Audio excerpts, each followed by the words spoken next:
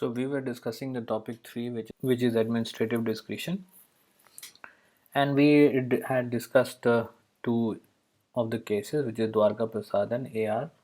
Parasuraman. Now the context of the discussion will change to abuse of discretion, which will be a ground for judicial review. Now, in order to make it simpler, I have made an attempt to actually divide or classify the grounds on which any action by a decision making authority can be challenged by the courts. Or in order to initiate the discussion, it is important to remember the words of Dicey. So, Dicey was of the view that if there is conferment of discretionary powers, then there is always a chance of arbitrariness through the abuse of the discretion. But one more fact which we discussed in the initial classes is that Dicey did not talk more about the prerogative powers which were residing with the crown. He said that these prerogative powers are legally provided to the crown. Therefore, going by the statement of Dicey that discretion reeks of arbitrariness, there is an evil which resides in the functioning of the government. For example, if the decision making authority is provided with discretion, going by the logic of Dicey, there is going to be an abuse of the discretion. We also know that discretion in a governmental setup is inevitable. Therefore, I say that this discretion as a term or as a factor in the governance is an inevitable evil. Why inevitable evil? Because there are chances of its abuse, which will make the discretion, the exercise of discretion, as unreasonable. So, if we remember the very first article provided by H.M. Sirvai in our case material, it is said that Dicey was wrong when he equated discretion with arbitrariness. What he ignored was that there are also reasonable exercises of discretion which will not be termed as arbitrary exercise. So we can divide discretion, the actions on discretion by the decision making authority into two main classes. Number one is reasonable exercise, number two is unreasonable exercise.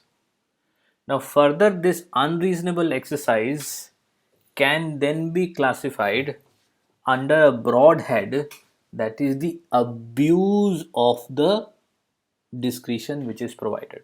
Now, an abuse can take place when such a discretionary power is used for unauthorized purposes. I am discussing it separately because it was tough to include this in any of the other parts, and which will further confuse you. Now, if the discretion is applied for an unauthorized purpose, then we can say that such a exercise is ultra vires, because if there are guidelines or a law which states that such a discretion has to be applied for the purpose of the act, then if for any other purpose such a discretion is applied, then it is acting ultra vires. We have already studied that a discretion becomes ultra vires under two broad categories. Number one is the substantive ultra vires and the procedural ultra vires.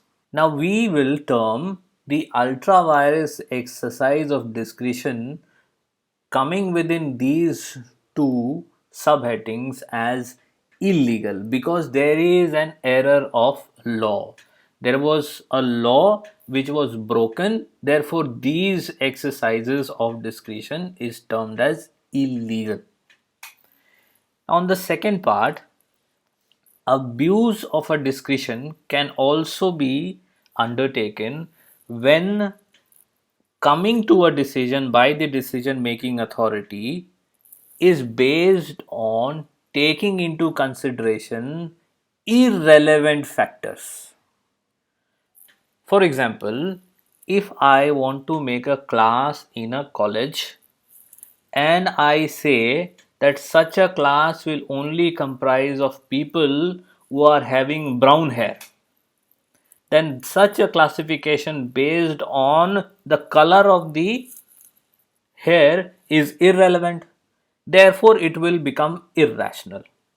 The other method is on the same ground that if on coming to a decision, the decision making authority has not taken relevant factors into consideration, then these two grounds will make the exercise of discretion as abused and also as irrational. Why irrational? Because it is in defiance to any logic, and no reasonable person or an authority will come to the same conclusion when deciding on discretion. Number three. Number three is when the decision making authority takes any action which is unfair. Unfair means which is not following the principles of natural justice. So, generally, we are speaking here about unfairness on a narrower sense of principle of natural justice. A narrower sense, why? Because we are only referring to few principle of natural justice, which is no man can be a judge of his own case, and number two, that there is a audi ultram partem, that a right of being heard to the aggrieved party. If these two principles are not followed, then we say that such an exercise of discretion is unfair and therefore the ground is procedural impropriety. Now, all these three, one is illegal, number two is irrational, and number three is procedural impropriety, is the ground which is recognized by Lord Diplock in the GCHQ case.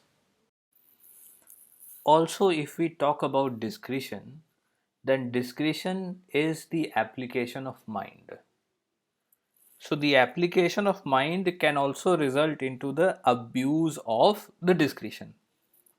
Now these are the factors on which the court will say that such an exercise is a abuse of the discretion. Now how such an exercise is undertaken by the decision making authority is or can be divided into three main categories. So maybe in good faith the decision making authority decided to exercise a discretion for an unauthorized purpose. Maybe because of non application of mind, the decision making authority took into considerations irrelevant factors and did not take into consideration the relevant factors. He can also exercise bad faith when he is using it for an unauthorized purpose. He is acting ultra vires, he is taking irrelevant circumstances into consideration, and he is acting in unfair manner. Now bad faith comes into play if such an exercise of discretion is done maliciously or dishonestly. If these two things are not present in such an exercise of discretion, we can say it is a non application of a mind or else has been exercised in good faith. But remember, an abuse of the discretion can also take place under the good faith of the decision making authority. Now, number four. So, we discussed number one is ultra vires, number two is the relevancy or irrelevancy of circumstances which is taken into consideration or not taken into consideration. Number three is the procedural impropriety, which takes into consideration the principle of natural justice. Now, a fourth ground is also recognized. One fact that these three, 1, 2, and 3, are grounds which are very popular in the British Empire. So we have taken all these factors from the British jurisprudence. Now there is one jurisprudence which is coming from Germany, Poland, and Russia when they were into one territory, and that was known as Prussia. So Germany, Poland, and Russia. Now, a short fact which I will tell you is that I have discussed this doctrine in my thesis, which relates to environmental principles. So, when an action is appropriate and necessary, then such an action is said to be proportional. When such an action is inappropriate and was not necessary to be undertaken, then the doctrine of proportionality is breached. Now, this doctrine of proportionality was for the first time discussed in British jurisprudence in the GCHQ case by Lord Diplock. So this is one introduction which I am giving to you. Now remember, appropriate and necessary. So if a harm is inflicted upon a person because he has done something wrong, then the harm inflicted by the decision making authority shall be proportionate to the wrong which he has committed. Number one. Also, that infliction of harm to that person doing the wrong should also be necessary. So there are two grounds. One is balance and the other is necessity. So do not confuse between proportionality, procedural impropriety, relevancy, and the abuse of the scope of jurisdiction. Now, in order to understand administrative discretion and the jurisprudence of prerogative powers, so this is a feature of England. We do not have prerogative powers, but we do have discretionary powers given to the parliament.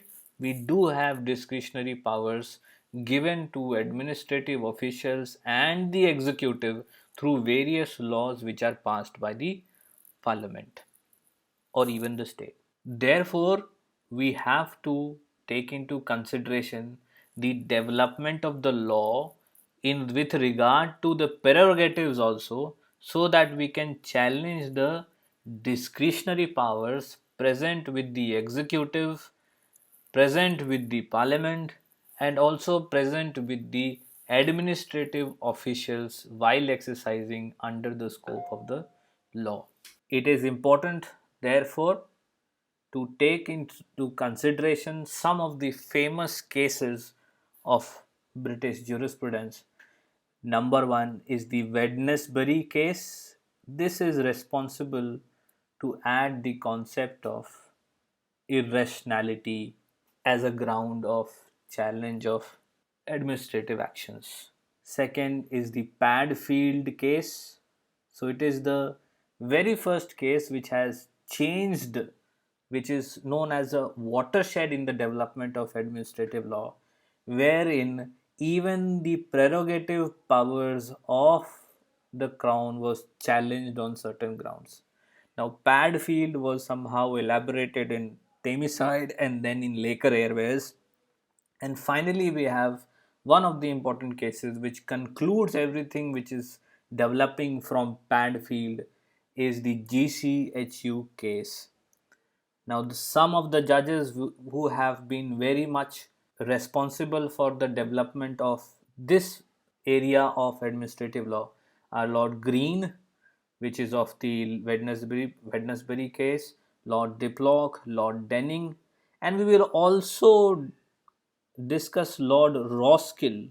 So remember Kill because he has added certain exemptions on the power of the courts to challenge certain prerogative powers which belong to either treaty making or defense, etc. So, those who are trying to be much more aware of the law, they shall also criticize the judgment of Lord Roskill, because if we keep these prerogative powers, such as treaty making power of a nation or even the defense sector as to the deployment of force, buying and purchase of ammunitions by a country, if we still feel that we are not capable enough to challenge such certain aspects of governance, then we are still clinging on to the history. That is what I am trying to say. So it is important to critically analyze the judgment given by Lord Roskill also. So we will jump to the very first case in the next video, which is J.R. Raghupati case, which is provided in your case material. So this is J.R. Raghupati. Now this is on illegality, irrationality, and procedural impropriety.